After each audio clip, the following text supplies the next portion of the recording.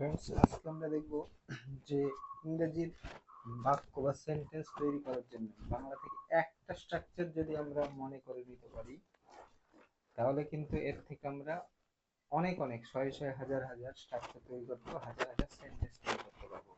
কিভাবে পারবো দেখে নেবো। প্রথম স্ট্রাকচারটা কি সেটাই আমরা জানবো। ধরুন আমি একটা বাক্য বললাম যে আমি ফুটবল খেলি। এটার ইংরেজি স্ট্রাকচারটা কি? I play verb, I play football. আমি ফুটবল খেলি। আমরা সাধারণভাবে এই কথা বলি। তারপর নেক্সট সেন্টেন্স আমরা দেখব, আমি কি আমি কি ফুটবল খেলি। জিজ্ঞাসা করছি আমি কি ফুটবল খেলি, তাহলে এখানে হবে ডু আই প্লে ফুটবল। আমি কি ফুটবল খেলি, এটা। তারপরে আরেকটা সেন্টেন্স নেব। এটা ধরুন 1 2 3 নম্বর সেন্টেন্স কি? আমি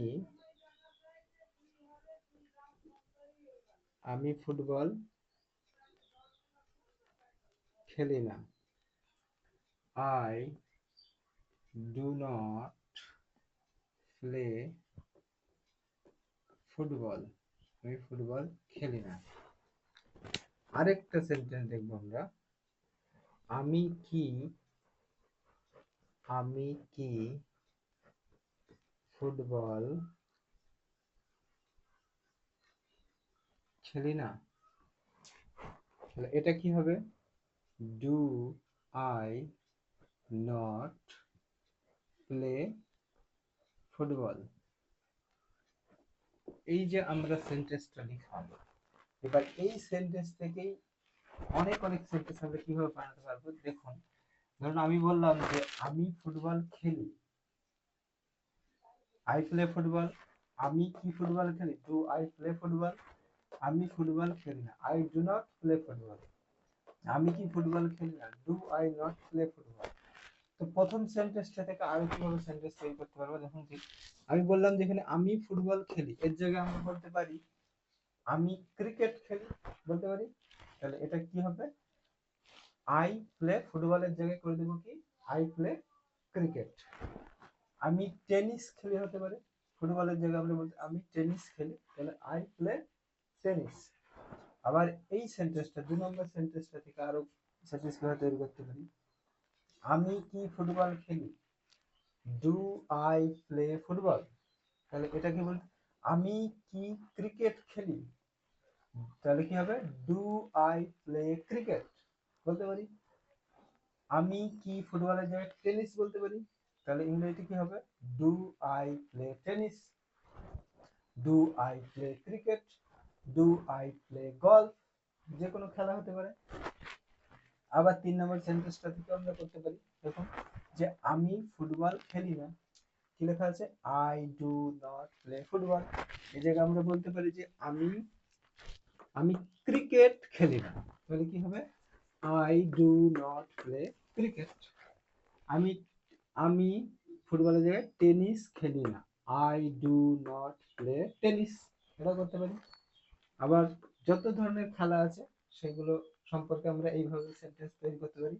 4 নম্বর, আমি কি ফুটবল খেলি না, do I not play football. এখানে একটা জিজ্ঞাসা চিহ্ন হবে লাস্টে, প্রশ্নকের জায়গায়। তো এক্ষেত্রে আমরা বলতে পারি যে আমি কি ফুটবল খেলি না, তাহলে কি বলতে পারি এখানে, আমি কি ক্রিকেট খেলি না, তাহলে do I not play cricket, do I not play tennis, do I not play golf, do I not play etcetera. আপনার যত ধরনের খেলার নাম আছে সেগুলো কিন্তু আমরা এইভাবে সেন্টেন্স তৈরি করতে পারবো। হাজার হাজার এইভাবে যত ধরনের খেলা আছে সেই খেলাকে নিয়ে আমরা, এবং অন্যান্য অনেক কিছু, শুধু খেলা না, আমরা খাওয়া পড়া লেখা সমস্ত ধরনের সেন্টেন্স কিন্তু এই স্ট্রাকচারে ফেলে। আর এটা দেখে নিন যে খেলার জায়গায় যদি অন্য কিছু থাকে তাহলে কি হবে। তাহলে আমি ভাত খাই, আমি ভাত খাই, তাহলে এটার ইংরেজি কি হবে, আই ইট রাইস। আমি ভাত খাই। তাহলে এটা যদি আবার সেকেন্ড সেন্টেন্সের মতো করার চেষ্টা করি, ধরুন এটা ফার্স্ট, এটা সেকেন্ড। আমি কি ভাত খাই? তাহলে কি হবে? Do I eat rice? আমি কি ভাত খাই? একই স্ট্রাকচার দেখুন, ডু আই প্লে ফুটবলে ডু আই ইট রাইস। 3 নম্বরে কি হবে?